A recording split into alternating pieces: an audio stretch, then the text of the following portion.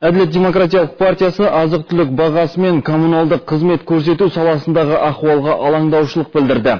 Олардың айтуынша, бағалардың шарықтауы тұрмысы төмен азаматтардың өмірін қиындатып, елдің дамуына кері әсерін тигізуде. Осыған орай партия мүшелері баспасөз конференциясын өткізіп, өз ұсыныстарымен таныстырды. Мақсат Нәрікбаевтың айтуынша, әлемдік дағдарыстың ішкі нарыққа әсерін жоққа шығаруға болмайды.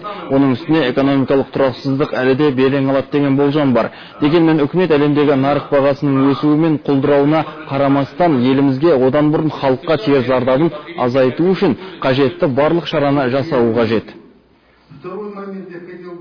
Біздің ойымызша, антимонопольный комитет дейміз, монополия кәсіпкерлікке көмек өзі соған арналған бұл агентство.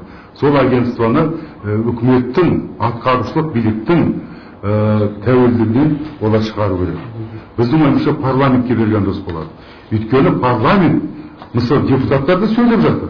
Ол бірақ бағаның өсіп кеткені жоқ. Біз сияқты да, ал бірақ енді жаңағы агентство, ол да сол, мысалы, қарайтын болсақ, ол агенттік өзі өте қажет агенттік.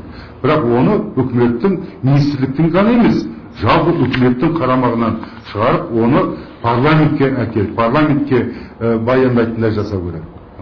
Біздің ойымыз осы. Казкоммерцбанк пен Құс жолы